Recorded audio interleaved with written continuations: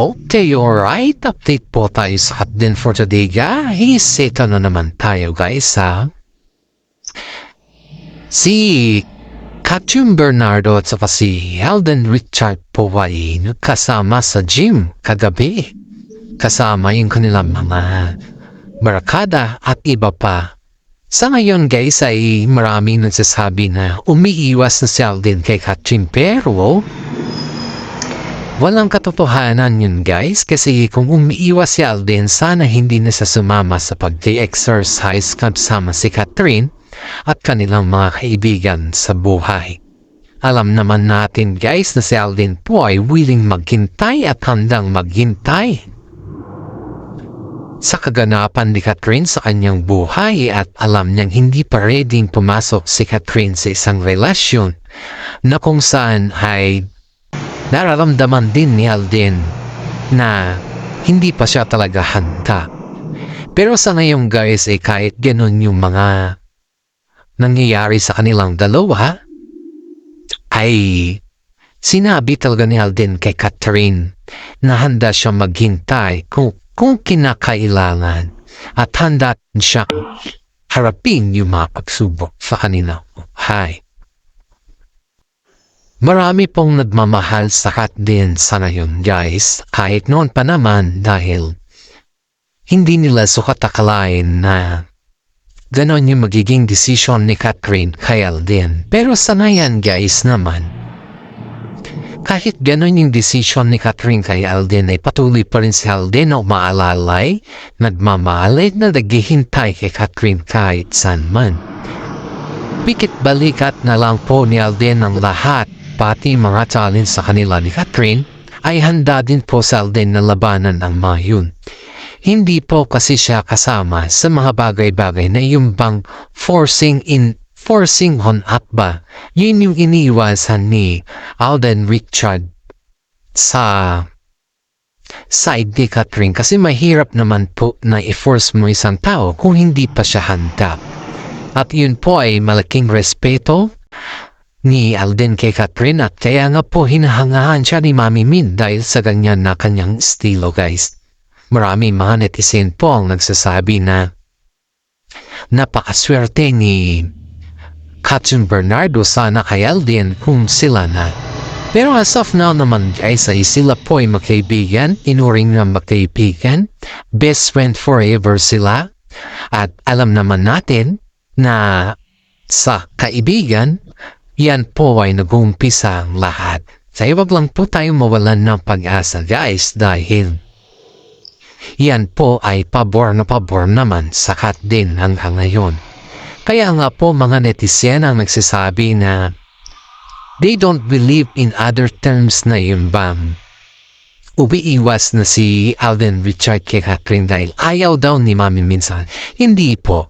Wala pong isyong ganon na ayaw po sa kanya ni Mami Min, kundi mas pambor pa nga po si Alden kaysa kay Daniel Padilla.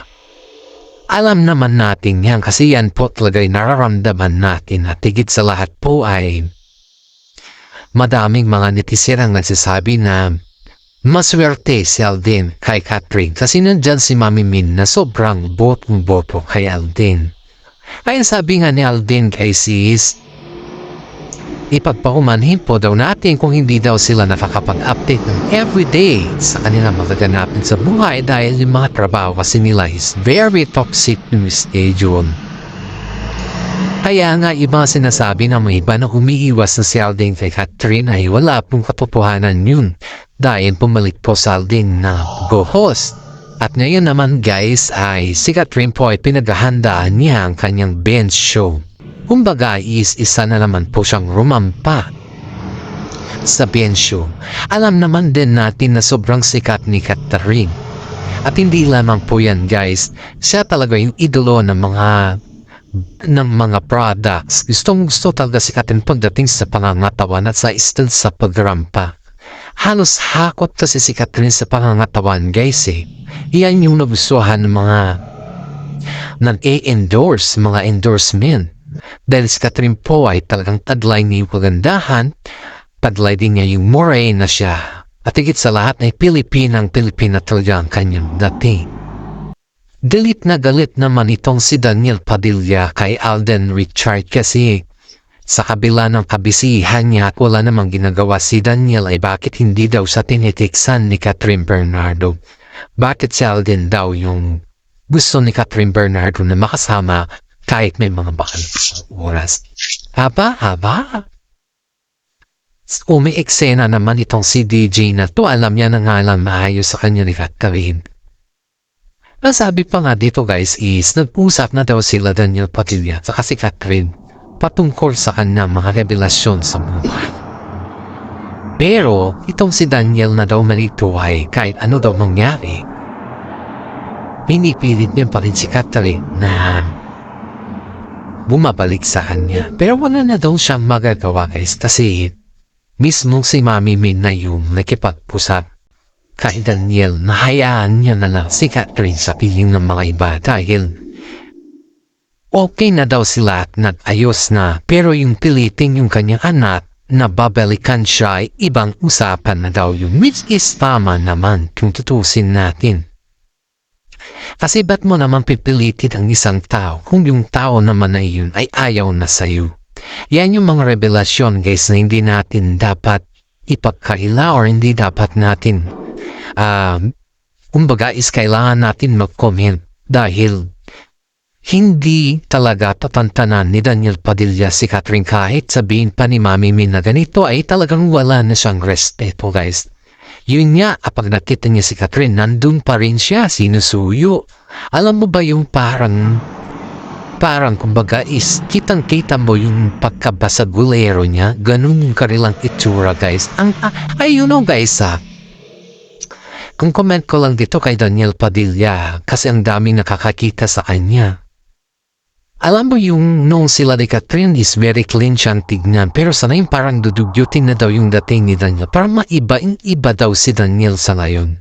Dapat maging yung hindi mo na maintindihan. Not like before na nakapakaayos niya, napakagwapo niya. Nung sila pa ni Catherine, pero sa ngayon daw guys is parang nanibago lahat yung mga fans sa kanya dahil hindi daw ito lumalabas ng sasakyan. Hindi daw niya pinapansin yung kanyang mga fans dati. Dati naman daw kasi na ganon yung ugali ni Daniel. Pero si Catherine lang daw yung sumusubaybay sa kanya. Uy, wag naman ganyan kasi mga fans natin niya. Kung wala si Catherine guys ay si Daniel po ay napariwala. Kumbaga sa madaling salita, hindi naabot ni Daniel Padilla ang Katniel kung wala si Catherine na nag-alalay sa kanya. Halos naman lahat yan guys sa showbiz ay nakitaan yan kay Daniel Padilla. Kaya nga sinabi kay Daniel na huwag kang masyadong kampante, noon pa yan sinabi sa kanya. Pero naging kampante siya at kinusgahan pa niya si Catherine noon dahil hindi bakit daw hindi siya finite ni Daniel Padilla. Itong si Daniel nagsasabi na bakit hindi daw siya finite ni Catherine sa mga basos. Hello? Lalaki ka? Ba't kailangan si Catherine na mag-fight sa'yo? Dapat ikaw yung mag-fight kay Catherine kasi babae si Catherine. Be gentleman enough, Daniel. Kasi ang daming mga nakakasaksi sa mga ginagawa mo. Ang daming nakakaalam kahit anong gawin mo.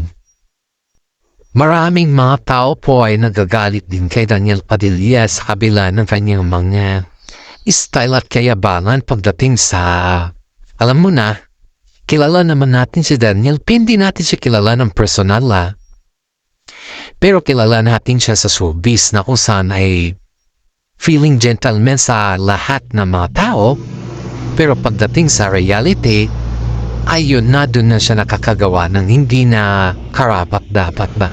Yun yung mga katibayan natin guys na kaya itong si Catherine Bernardo ay napuno.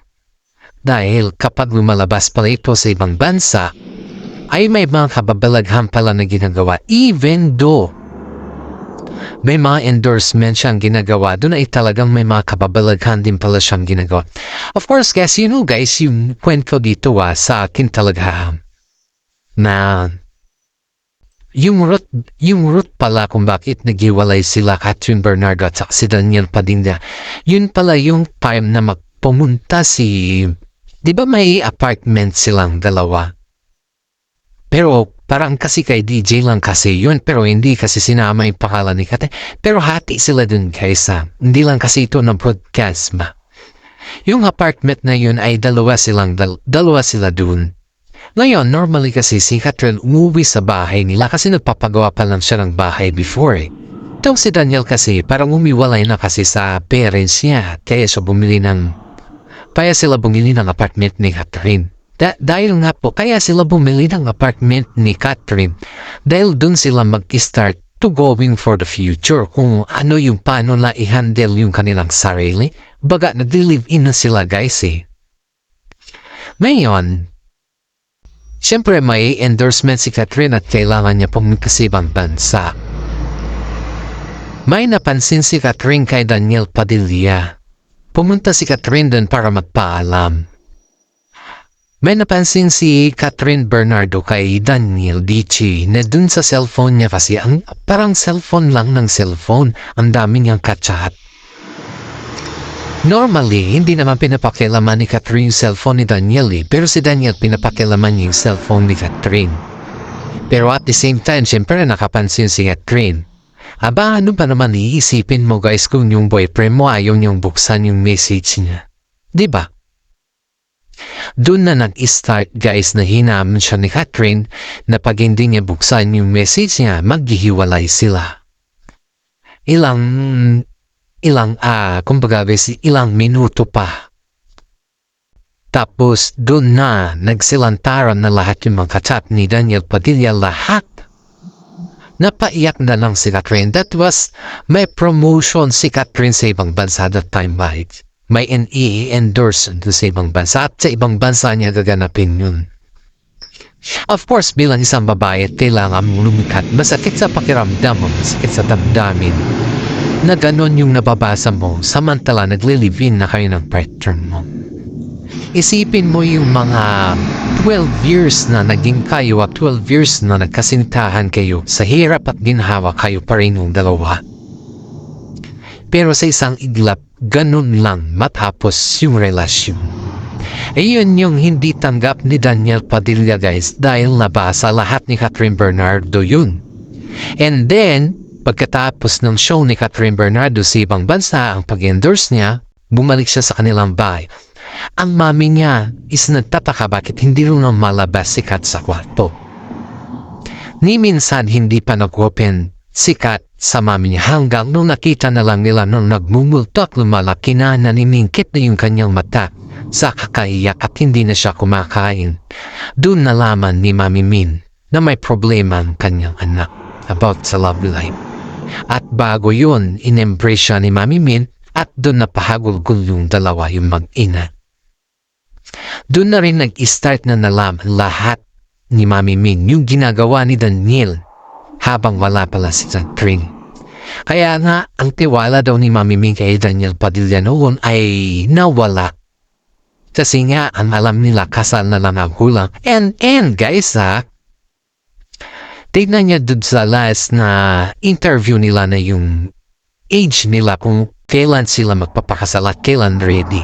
Yun yung hinahabol nila Mami Min at saka sa side ni Daniel noon. Kasi kailangan matapos yung mga project nila muna bago sila magpakasal. Pero ganun naman yung ginawa ni Daniel Padilla. Kaya itong si Carla guys ay sabi niya sa kanyang interview that time nung kasatsada na ng iwalay ay kaya na daw ni DJ yan. Hindi niya na naipagtanggol yung kanyang anak kasi nga alam niya na may ugali si Daniel na ganun. Not like before kasi na pinagtanggol niya si DJ sa mga sinasabi niya sa audio ba. Pero as of now, matanda na daw si DJ at kaya na daw niya kanyang sarili. Pero nakakakimbal guys, nakakapagtaka. Bakit? Na nahihimik lang si Daniel. At adun na po nagkaroon ng disclosure sa pamilya ni Katrin kasi ayaw na ni Katrin makita si Daniel, ayaw niya na makausap, and ayaw na makatext man lang. Kasi nga, pinatunayan ni Katrin sa kanyang sarili na kahit wala si Daniel, kaya niya mabuhay. Doon na yung nag-umpisa guys na pati sa kontrata nila ay ang dami, kaya pala matagal yung signing of contract nila Katrin kasi ang dami nilang binago. At doon na rin pumasok yung Hello Love Again ni Alden at saka si Catherine Bernardo, guys. Kasi doon sa kontrata, nakasaad kasi doon na ayaw muna makatrabaho ni Catherine Bernardo si Daniel Padilla. At kaya nga po pinasok si Alden doon. Kasi para makaagad makamove on at hindi maramdaman ni Catherine yung kawala ni Daniel Padilla. Kasi sa even doon naman din, 12 years eh. Kaya laking pasasalamat ni Mami Min sa ginawa ni Alden na hanggang ngayon ay handa pa rin siya maghintay. At kaya nga sabi ni Mami Min ay taas noo daw yung paghanga niya at respeto niya kay Alden. Hanggang dito na lang po ang ating YouTube channel. Maraming salamat. God bless po sa ating lahat.